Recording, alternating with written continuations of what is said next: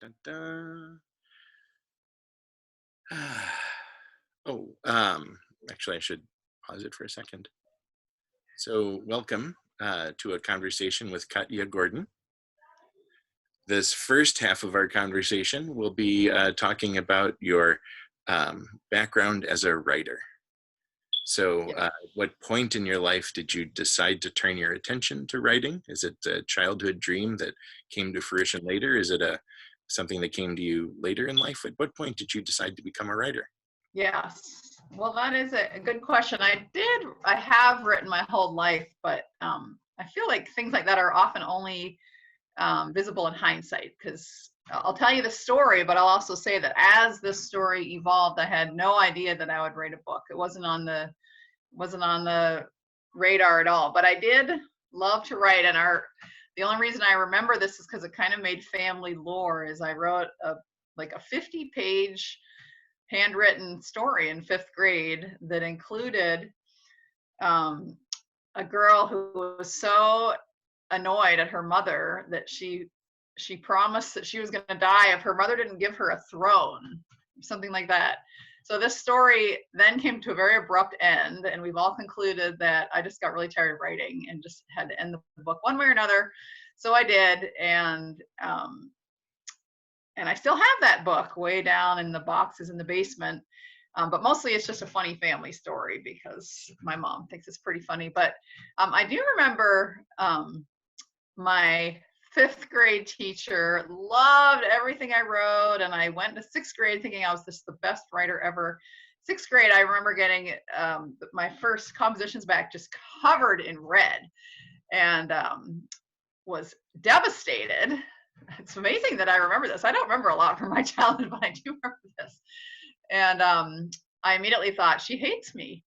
And lo and behold, this was Mrs. Wetzel was her name, and she was the teacher who became my favorite teacher of all time after that. She had such a high standard for me, and the reason my compositions were covered with red was because she really, really believed in me and probably helped my writing advance farther than any other year, is my guess, just from that memory. But um, I'd say the other thing that I remember from way back writing was that I did always keep a journal, and I do still have all these journals, including from times um, when I was out backpacking in Wyoming as a kid, and when my brother died, and all these things, which of course now are fascinating to go read. And I have always urged people, just write down what happened today. Sometime in 100 years, someone is going to care about that, and it's going to be really interesting. Just write about the people. And I had two uncles who really believed in me also. And I remember one of them telling me as a young adult, he said, "You are a good writer, but you have to figure out what you're trying to say." And it just really stayed with me. And for a long time, as I would write sort of recreationally, I would write letters to editors sometimes, and I kept the journal always. And I also started leading wilderness expeditions for delinquent teenage girls. Oh, wow. And my journal turned into a big long letter that I'd write at the end of every trip, sort of encapsulating the trip and trying to express what these girls were going through. And I feel like that was my way of sort of subconsciously trying to figure out, what am I trying to say? What is my message here? Hmm. Um, and then the world of the internet arrived, and my husband and I we moved aboard a sailboat and we started sailing. We had two little girls, and I started sending emails to let everyone know what was happening. And that turned into a blog when blogs began to exist. And then the blog, we actually lived aboard our sailboat. And that was my other theory, is that in order to write, you have to have a story. Like, there are a few people that can write so well that it doesn't even matter what they write about. It's just all funny, or it's all worthwhile. But most of us, we need something that we need to write about. And I had sort of a story. I had something interesting that had happened, a year of living aboard a sailboat and sailing down the Caribbean. And enough people said, "Oh, I love your blog," that like for me, I needed that encouragement and that build up. And I thought, well, I'll turn the blog into a book. Mhm. Well, what I learned is that a blog does not turn into a book. You just simply cannot write in the present time all these essential sort of journal entries that are so fascinating at the time and then encapsulate them in a book. A book has to tell a story. So I struggled over this book for years trying to tell the story of our little family life, and again trying to figure out what my message was. And I eventually landed on a wonderful copy editor who really took a lot of time with me and really scoured my book, and every sentence she would say, you know, I don't flush this out. Or she got me away from just doing summarizes. She said, don't summarize what it would be like to wake up in North Carolina on the Intercoastal Waterway in fall. Like, describe one time it happened and go to every detail. And, you know, don't summarize the types of things that you would say as a family. Like, have the conversation. And she got me writing a lot more dialogue, and really just really getting into the minds of my family, because I was writing a story about my family.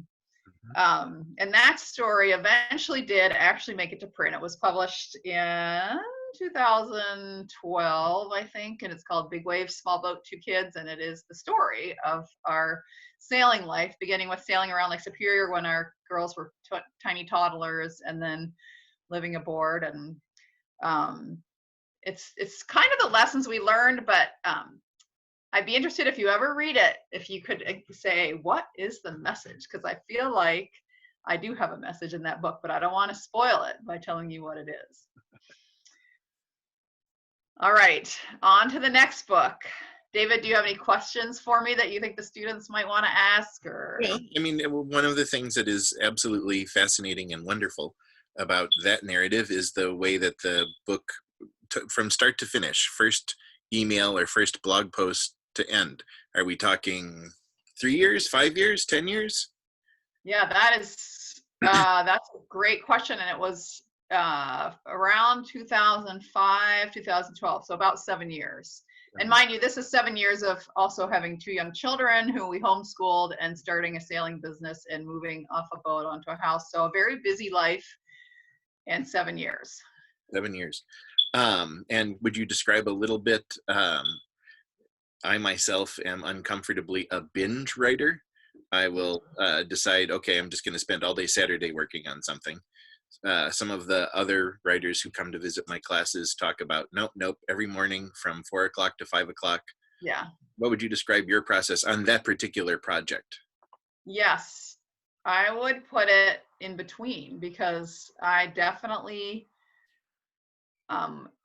would be my normal thing would be to be regular. So my time to write was in the morning. That's the only time I had. So I'd get up at, you know, pre-dawn and write for an hour and a half before the rest of the family started to get up. So I did that for probably the final year before the book actually got published. That was the hardest work part that I did. And I actually really took to heart, there was this writer I love. He's another sailor, a long time book writer and article writer in sailing magazines. And he writes an article about himself, and he says, the thing about writers is they have to write. And for me, that was like the heart, like, don't say you're a writer unless you write. So that's when I really took it seriously. I'm like, I'm not a writer unless I write. So I became more regular, and it became more of a discipline. And binge to me means both the on and the off. So I did have that element. Like, I would have long periods where it was on, and then I would have periods where it was off for whatever reason. I'd be off for weeks or months at a time.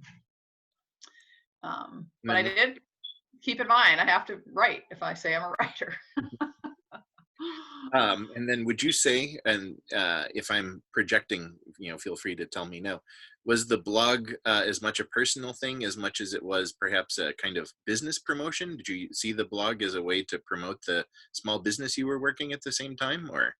Not at all, because I didn't exist at that time. Oh, so this is pre-business. This is when we just had left our jobs and were living aboard. So it was totally personal. It was just to all the tribe, family, friends, and extended that became quite extended. Yeah. Sounds like a powerful thing to suggest to students then, that keeping that kind of a personal blog can really have long-term benefits. Right. And then, I mean, I just think something like that is so helpful. You just start to understand yourself as a writer and just, you get used to hard knocks. You know, everything's not going to be beloved by everybody. And I also got used to publishing much shorter bits. I got so much like, oh, that blog was great, but it was so long. Like, and I realized you don't have to publish an epiphany every time you send a blog entry out. Just and maybe that's also to suit the times. You know, we are about smaller sound bites now, and so I had to adjust myself to that as well. But when you revised it to the book, it became longer text then, or did those short things remain short as it became a part of the book? Um, no, they were fleshed out. That was what this copy editor really helped me do. She helped me to just turn a one paragraph that was sort of a summary into a Ah, several page story of what happened. very nice, very nice. Yeah. And so then you Yeah. made a turn. Now that was a kind of book that that happened, if we said, whereas the second book is a kind of, you set out at the Yeah. beginning to write a book. Yes. Right. So when we fast forward a few years, we started a sailing business, and we also took another trip. We started bringing young adults sailing with us, bought a bigger boat, sailed again to the Caribbean, this time in 2012. And we always name this trip as sort of a slow, people ask, what was your climate moment? Like, what was the time when climate change became real, relevant, personal to you? And I could never say a single time, but I'd say over the period of that year, we were exposed to so many climactic, chaotic events. Mm-hmm. The biggest of which was Hurricane Sandy that we experienced in a river in North Carolina where we were anchored. But you know, we just hearing the voices of the meteorologists in the days before that event and after seeing the destroyed infrastructure all up and down the coast.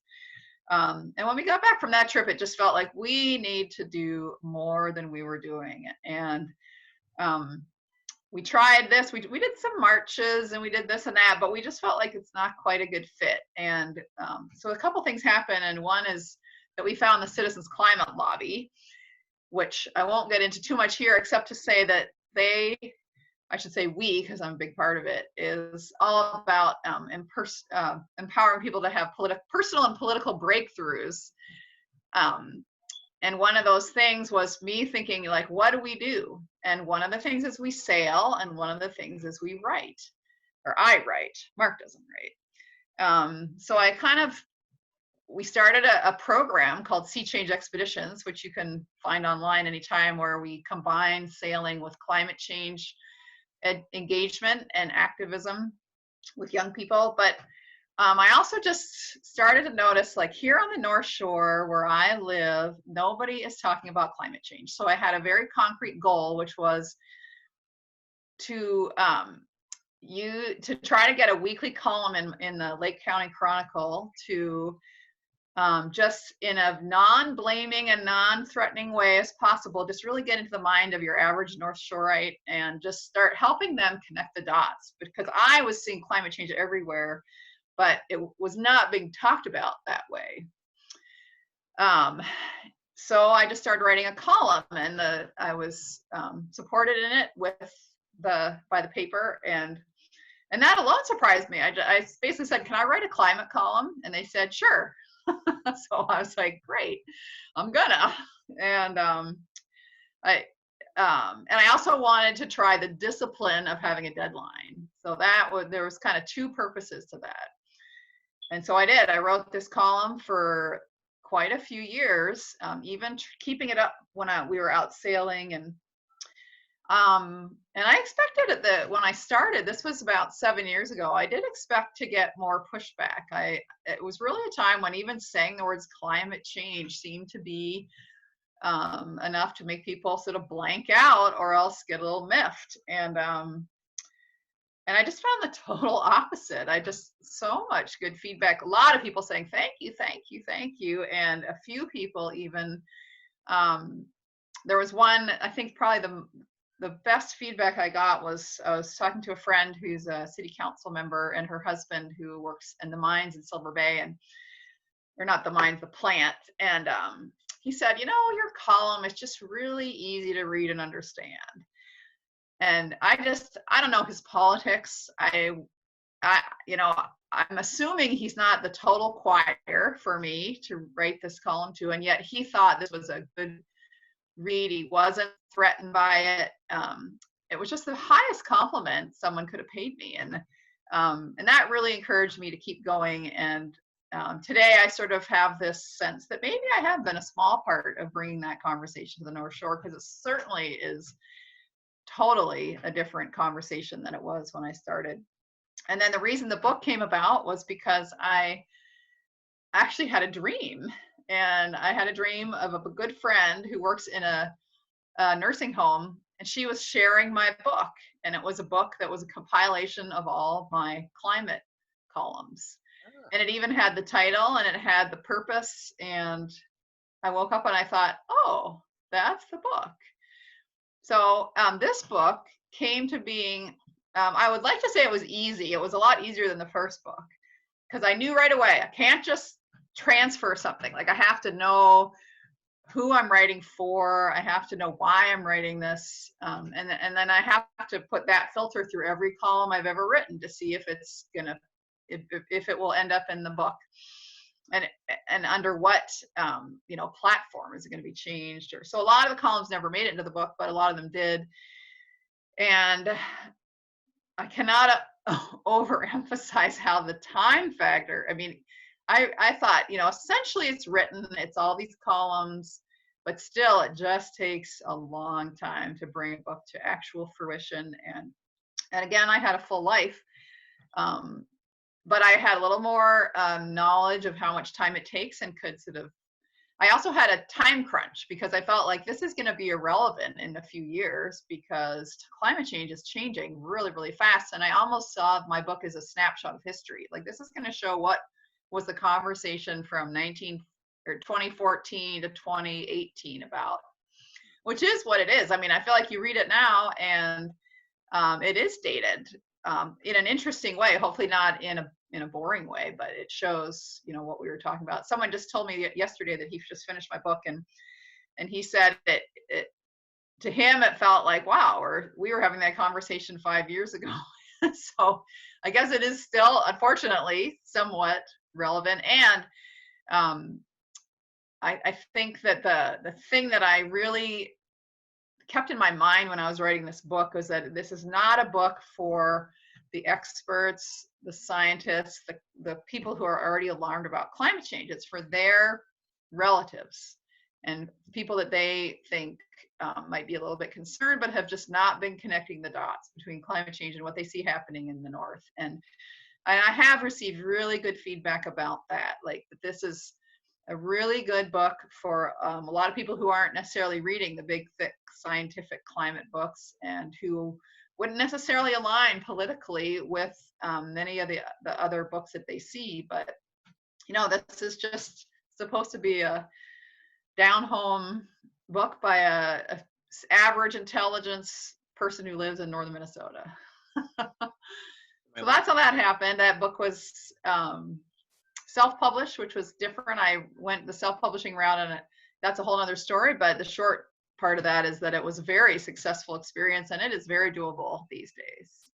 So one of the things that becomes true, occasionally I'll have Ed Newman, who used to work for AmSoil and is a self-publishing engine, come talk to me. Oh. And the one thing he always stresses to students who are interested in self-publishing is the way that you have to think entrepreneurially. Yeah. Can you talk a little bit about your experience of thinking entrepreneurially as a self-publisher? Yes. Well, I think it's important for anyone, and to realize before you even think about publication, is that it's just like they say, like, you're probably not going to start as a Barber King solver. Most of us, even there are many, many good writers, and we will be the biggest promoters of our book, especially at the beginning. So, and for me, it was a real lesson. Like, the book was published, but then no magic happened. It was really up to me. And both of my books are very local, so I think they really are the most successful in northern Minnesota. So the first one was through North Star Publishing, which is a small publisher, and they do the best they can. They get it on the distributor lists, but that doesn't mean that Barnes and Noble has any reason to look at my book um, if I'm not going to be promoting it. So with the first book, I really tried the more regular route, and but I did go up and down the shore and promote the book and try to sell the book, and had pretty good success. The book is actually out of print now. All the copies have been sold, although you can buy it on Kindle and on Amazon. The second book, I knew that I was going to be the main promoter of my book regardless, and that I would actually do the best job of it. So I just had to take on the job of writing the book and also promoting the book. But that if I did that, self-publishing it's much cheaper to publish one's own book. And then you just have this huge commitment. You have all these books that you then have to sell. And so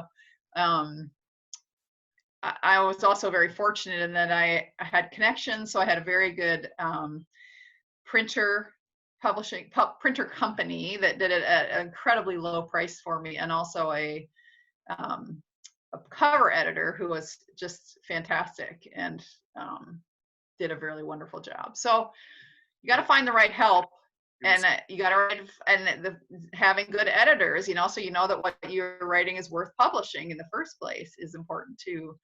But I don't know, hopefully that speaks to what you're asking, David. And it was selected as a one campus, one book for... At Finlandia University in Michigan. Yeah, that was a huge eye-opener for me. I had been in the UP up in the Upper Peninsula marketing the book, so I was speaking at libraries, doing author talks, and a professor from Finlandia came to the author talk and totally had this vision for my book, where they have one book a year that is their campus book, and they invite the author for a few days, and they incorporate the book into as many classes as possible. So it was in religion, it was in sociology, it was in economics, and it was in environmental studies, and a climate change class, of course. And so, in English, like she was an English teacher, so she had students writing their own climate columns. They had a contest, and the winner was published in the local paper. They had an evening event. It was just super fun, and I was so honored to be chosen for that. And I really came to see what value this book has for students in universities. That's kind of why I came to you, actually.